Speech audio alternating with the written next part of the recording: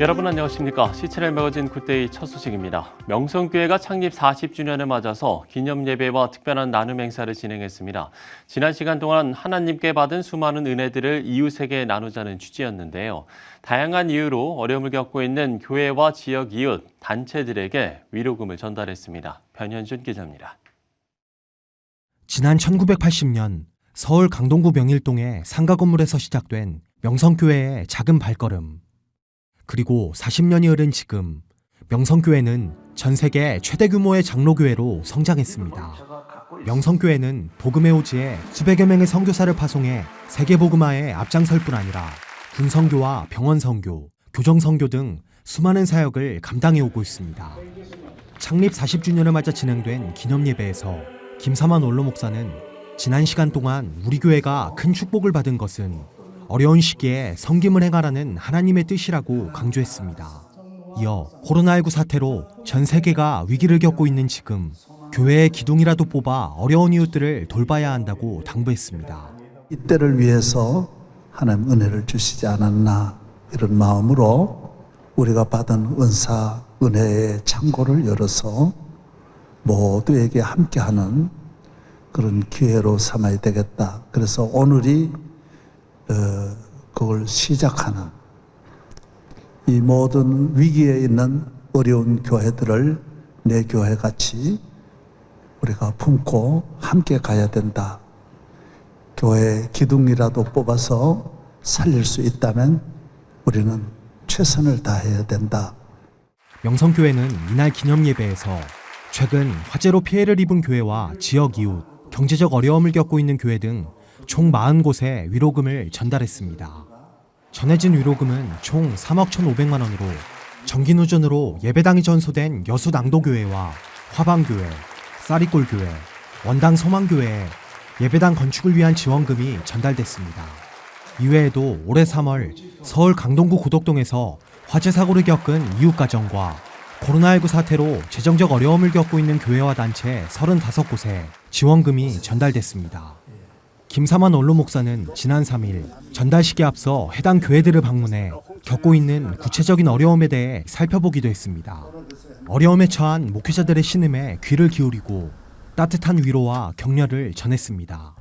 이런 큰 시험을 당했는데 성경대로 시험 당할 점에 피할 길을 내사 너희로 능히 감당하게 하시고 또 합력의 선을 이루게 하시는 하나님을 믿고 남은 모든 그 복구하는 새성전 건축에 주의 은혜가 함께하기를 기도합니다. 아멘.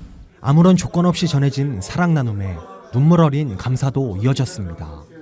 일본 선교사를 갔다 와가지고 시대에 빠질 때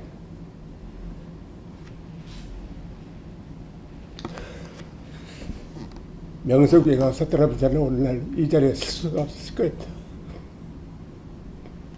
우리 교회를 위해서 기도해 주시고 지금까지도 우리 교회를 이렇게 사랑해 주고서 너무나 감사하고요. 다양한 선교사역의 일선에서 섬김과 나눔의 본이 되어온 명성교회. 창립 40주년을 맞이한 명성교회는 코로나19 사태라는 큰 위기를 겪고 있는 전 세계를 위해 더 많은 섬김과 나눔을 이어가겠다는 계획을 밝혔습니다. 그리고 약속의 땅을 향하여라는 새로운 비전으로 희망찬 40년을 열어가고 있습니다. C-채널 뉴스 변현준입니다. 사단법인 세계한국인 기독교 총연합회가 지난 3일 해외 동포를 위한 제1차 마스크 전달식을 개최하고 1차로 보내는 3만 장의 마스크를 비롯해서 총 10만 장의 마스크를 전달할 거라고 밝혔습니다.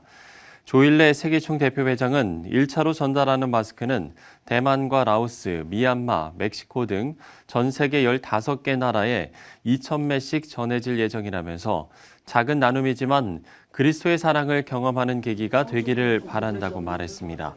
한국 해외 거주 교민이 약 750만 명 있습니다.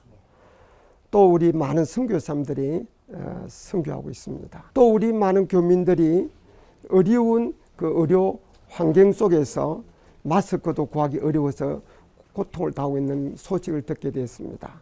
그래서 사랑도 느끼고 구체적으로 코로나 방역에도 적지만 구체적인 도움이 되면 좋겠다 하는 생각을 갖고 있습니다.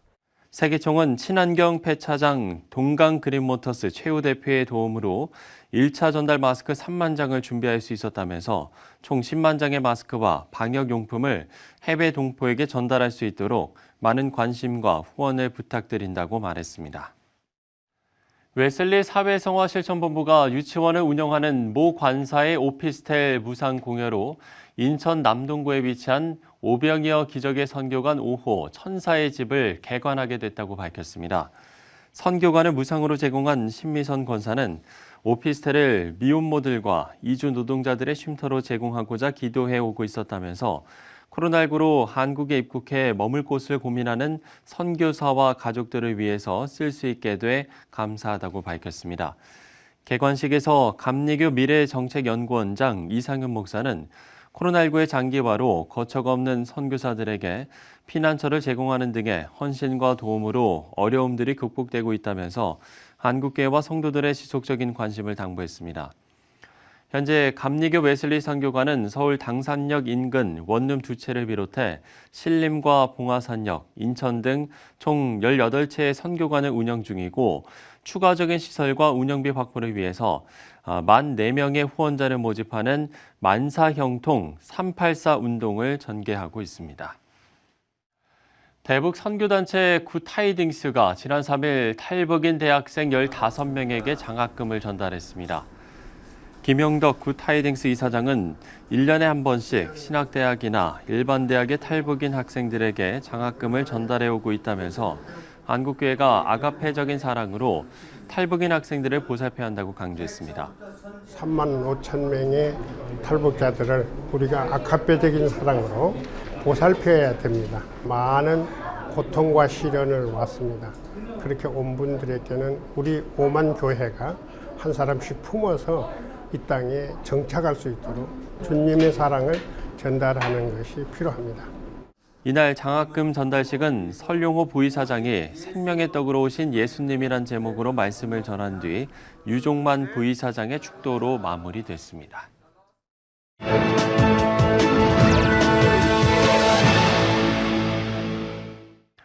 네, 러시아에서 푸틴 대통령의 장기 집권을 가능하게 해줄 헌법 개정안 국민투표가 78% 찬성으로 통과됐습니다. 이로 인해서 러시아 안팎의 변화도 예상해보게 되는데요. 자세한 소식을 러시아 안순철 선교사 연결해서 들어보도록 하겠습니다. 자, 선교사님, 지난주 러시아에서 헌법 개정을 위한 국민투표가 있었는데 먼저 결과부터 좀 살펴볼까요? 네, 신종 코로나 위기로 한 차례 연기된 후 지난 1일에 실시된 러시아 헌법 개정안에 대한 국민투표가 전체 투표율 67.97%, 찬성 77.92%의 결과로 끝났다고 러시아 중앙선거관리위원회 위원장 판필로바는 공식 발표했습니다. 1993년 헌법 제정 이후 27년 만에 진행된 이번 헌법 수정으로 전체 러시아 헌법 조항 144개 중에서 3분의 1가량이 바뀌게 되는데요. 그 주요 변경사항은 최저 생계비 보장이나 연금 개혁 등 경제와 관련된 것뿐만 아니라 동성 결혼의 원천 봉쇄, 국제법에 대한 국내법 우선 원칙과 러시아 영토 분쟁에 있어서의 배타적 주권 강화 등 광범위한 내용을 포함하고 있습니다. 특히 그 가운데 가장 관심을 끈 조항은 대통령 선출 규정이었습니다. 사실 수정헌법은 지난 3월 이미 의회를 통과하고 헌법재판소의 승인을 마쳤기 때문에 국민투표 법적 절차가 아니었음에도 불구하고 투표를 진행한 것은 푸틴의 재집권을 위한 법적 정당성 확보 차원이라고 외신들은 보도하고 있습니다. 네, 말씀해 주신 대로 수정헌법에 의해서 이제 푸틴 대통령이 2036년까지 장기 집권이 가능해졌는데 글쎄요, 다각적인 의미가 있을 것 같습니다. 어떻게 보시는지요?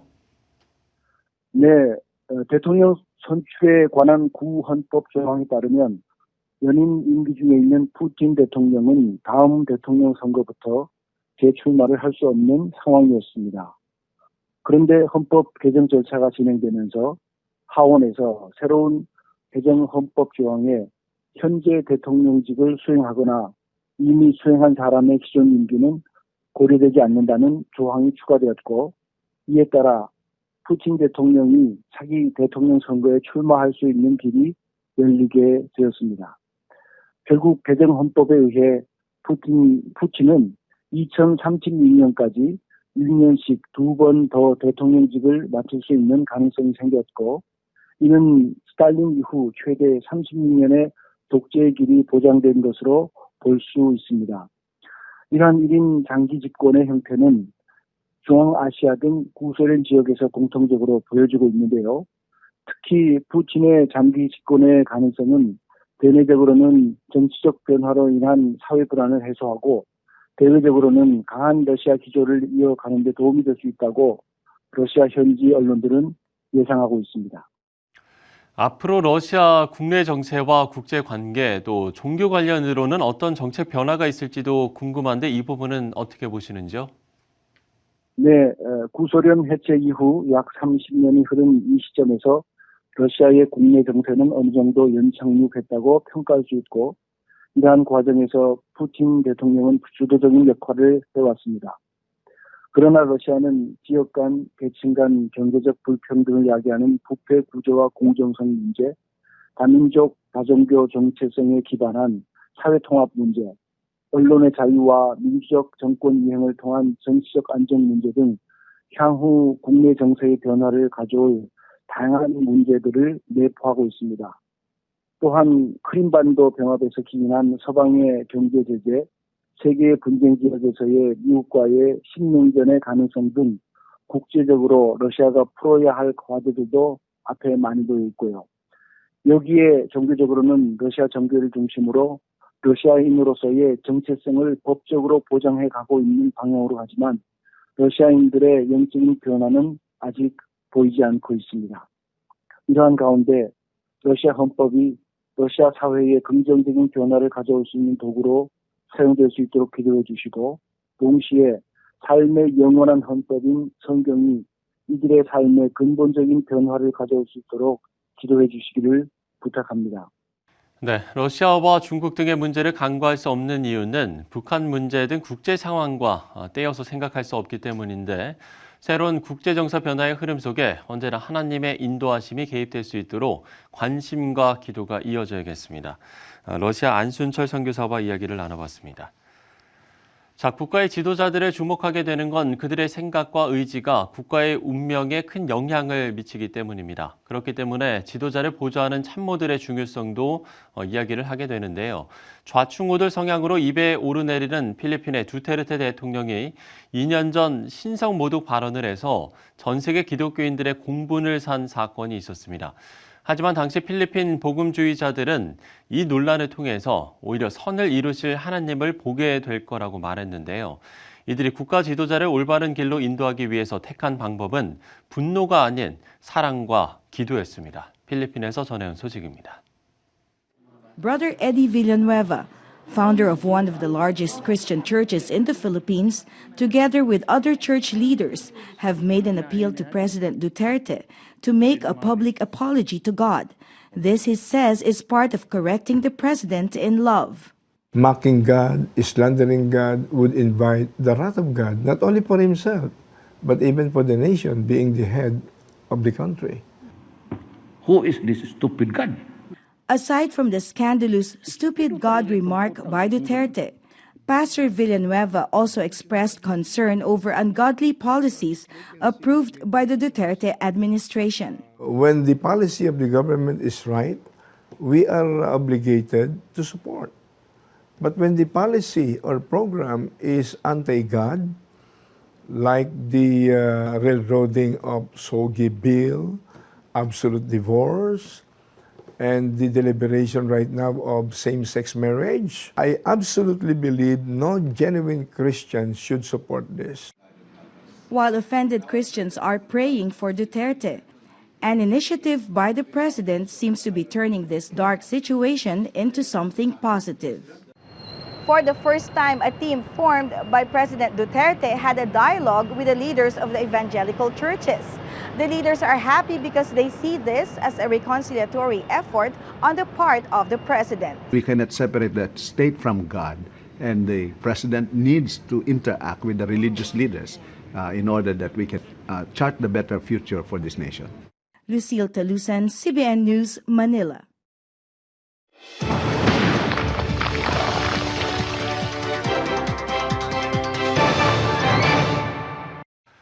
네, 북한 관련 소식으로 함께하겠습니다. 고려대학교 남성욱 교수 스튜디오에 나오셨습니다. 교수님 안녕하십니까? 네, 안녕하십니까? 네.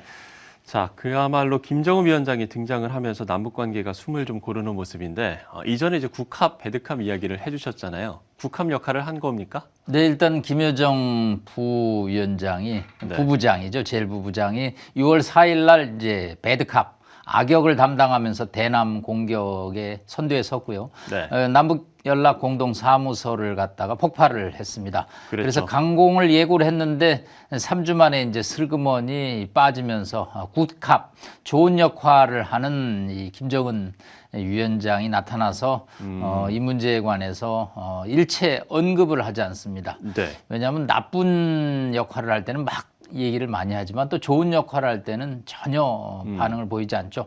정치국 확대 회의를 통해서 입장을 내놓았는데 저희는 혹시 남북 관계에 무슨 큰 중대한 발언이 나오나 기대했는데 네. 주로 내치 문제에 집중했습니다. 예. 그러면 말씀을 해주신 대로 이렇게 내치에만 좀 집중한 의도도 있습니까? 이거 일단은 한 세 가지로 볼 수 있는데 첫째는 목표를 달성했다고 본 것 같습니다. 일단 남북 공동 연락사무소를 폭발을 하는 퍼포먼스를 펼쳤습니다. 예, 그렇죠. 국제사회가 놀랐고 또 남한 사회도 놀랐습니다. 그러면서 이제 탈북자의 대북 전단 문제를 제기했는데 뭐 한국 정부가 법을 제정하고 또 단속을 하겠다고 그래서 일단 성과를 거뒀습니다. 네. 그리고 국제사회가 우리 북한을 잊지 않도록 또 만들었죠. 여기서 계속 공격을 해서 대남 전단을 살포한다든가 4.27 판문점 선언, 9.19 또 군사합의 등을 위반하면서 GP에 만약 병력을 들어오고 중화기를 배치한다면 또 확성기 방송을 시작한다면 우리 정부도 맞대응을 할 수밖에 없죠. 이것은 그렇죠. 이제 북한 입장으로서 상당한 부담과 위협으로 느끼죠. 예. 그렇기 때문에 일단 여기서는 뭐 우리가 속칭 닥치고 공격한다라는 그 닥공이라는 작전을 잠시 유보하고 예. 일단은 남측이 어떻게 하는지 보고 대응하겠다라는 김영철 부위원장의 발언으로 한 발 물러서는 모습을 거둠으로써 본인들은 뭐 남측의 예산 한 700억 이상이 들어간 남북 공동연락사무소의 폭발을 통해서 네. 어느 정도의 얻을 것을 얻었다라고 평가를 한 것 같습니다. 그렇군요. 그런가 하면 이제 그동안 김정은 위원장의 뭐 건강 이상설의 문제 등 여러 가지가 좀 거론됐었는데 주 북한 러시아 대사가 이런 관련 언급들을 좀 했군요. 예, 알렉산드르 마체고라라고 그래서 이 러시아는 한반도 문제에 있어서 육자회담 때 상당히 특징적인 역할을 합니다. 모든 5나라가 기자들에게 정보를 주지 않으면 갑자기 나타나서 본인이 마치 회담을 주도한 것처럼 막 수다스러운 얘기를 해서 우리가 수다스러운 참가자라는 표현을 쓰는데 네. 이번에도 이제 알렉산드르 마체고라가 나타났습니다.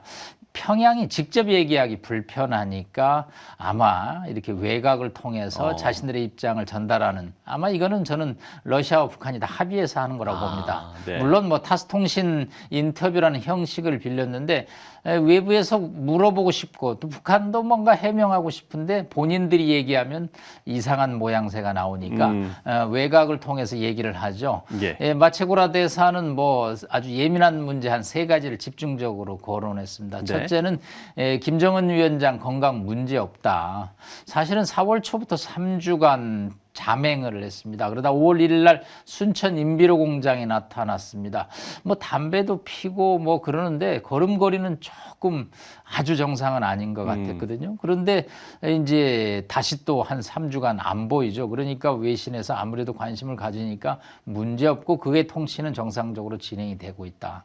이제 두 번째가 이제 김여정 아까 부부장이 후계선. 네, 뭐 집중적으로 나타나니까 후계자냐 그랬더니 전혀 그렇지 않다. 잠시 본인의 임무를 수행하는 것 정도로 2인자라는 표현은 적합하지 않다. 북한에서는 뭐 김정은 위원장 이외의 통치자는 없다라고 단언을 하고 있고요. 네. 예, 마지막으로는 북한이 도발을 또 ICBM 것을 10월 달에 할 수도 있다라고 그래서 도대체 이 사람은 어디에 정보를 두고 이렇게 이야기를 하는지 저희 전문가들도 하여튼 러시아가 발언할 때는 전혀 근거가 없지도 않고 그렇다고 또 100% 맞지도 않는 네. 그래서 늘 조심스럽게 발언 내용을 보고 있습니다.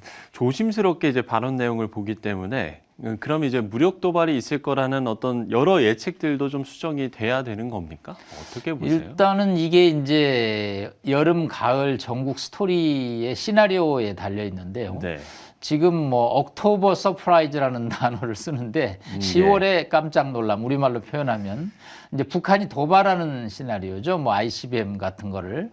한편으로는 또 옥토버 서프라이즈가 갑자기 트럼프 대통령이 본인 재선이 어려워지니까 도박수를 해서 김정은과 회담을 하는 빅 이벤트를 마련한다. 그래서 이 옥토버 서프라이즈가 정말 극과 극을 달리고 있는데 지금으로서 뭐 북한이 도발을 한다 안 한다 예측보다는 본인들이 좀 불리한 국면으로 전개된다라고 판단이 들면 언제든지 도발 카드는 꺼내들 수 있다. 특히 뭐 이번에 남북 공동연락사무소를 폭파하는 영상은 뭐 저희 전문가들도 충격을 줄 정도죠. 그렇기 때문에 예측할 수 없는 행동은 앞으로도 계속되기 때문에 북한이 이번에 악역을 맡은 김여정이 물러가고 좋은 역할을 하는 김정은이 나왔다고 그래서 특히 남북 문제에 일체 발언이 없다고 그래서 북한이 이제 도발을 안 한다라고 표현하기에는 아직은 시기상조라고 볼 수 있겠습니다. 이런 상황에서 지금 비건 미 국무부 부장관의 방한이 예정돼 있는데 글쎄요, 이 방안에는 또 어떤 좀 메시지를 들고 올까요?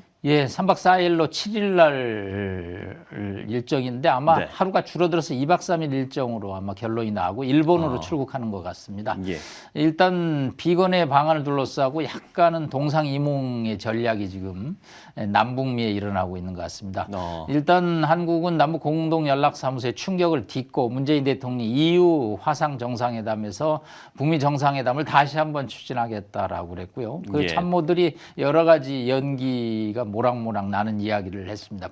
미국도 관심이 있다. 그래서 뭐 앞으로 할 수 있다라는 얘기죠.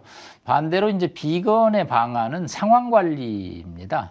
일단 뭐 트럼프 대통령이 지금 뭐 코로나 경제 위기로 재선이 여의치 않은 상황에서 북한이 도발한다면 그동안의 2년 동안의 본인의 어떤 업적으로 선전했던 북한과의 관리 접촉이 무산되니까 비건 입장에서는 선거가 잘 끝나면 다시 우리 정상들이 만날 수 있다. 그러니까 선거 전에 도발을 해서 판을 깨는 일은 하지 말아야 된다. 뭐 이런 메시지를 좀 더 휴전선 가까운 서울에서 전달하는 그럼으로써 이제 북한을 길들이면서 달래는 전략이죠. 반면에 이제 평양은 최선희 부상이 들고 나왔습니다.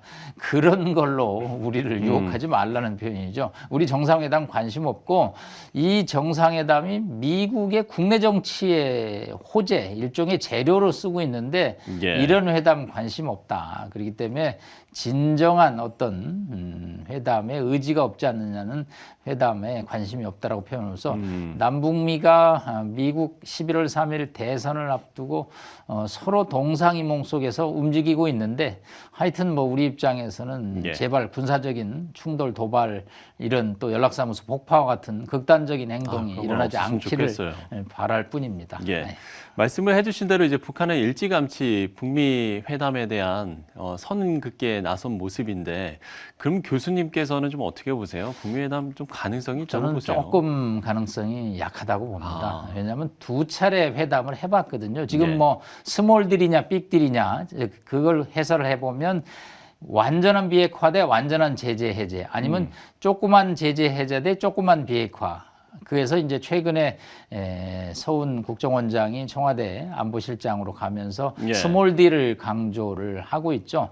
제한적인 비핵화로 제한적인 제재 완화를 간다라고 그러는데 이게 이제 미국에서 선거를 앞두고 과연 여기에 여력이 있겠느냐. 그리고 과연 또 북한도 그런 문제에 그렇게 관심이 있겠느냐.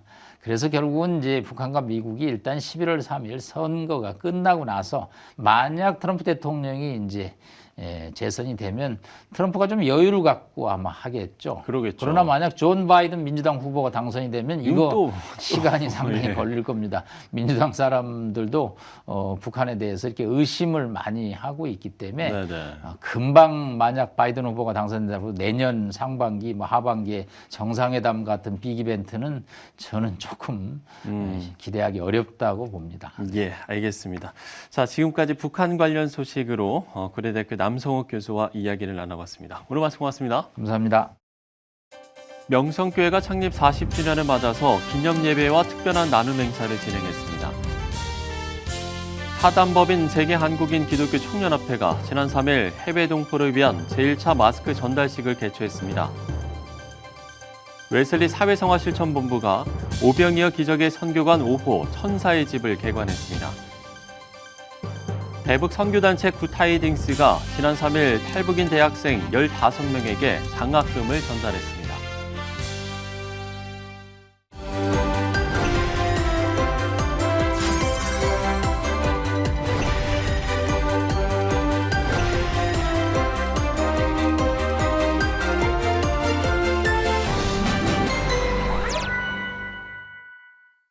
네, 코로나19의 돌연변이가 확산하고 있다는 연구 결과가 나왔습니다. 전염력은 대구 전파 때보다 훨씬 더 세고 또 빠른 것으로 나타났는데요. 철저한 거리두기로 개인 위생을 지키는 것밖에는 별다른 방법이 없습니다. 감염 가능성을 차단하는 데 모두가 최선의 노력을 기울여야겠습니다. 시청자 매거진 굿데이 오늘 순서는 여기까지입니다. 시청해주신 여러분 고맙습니다.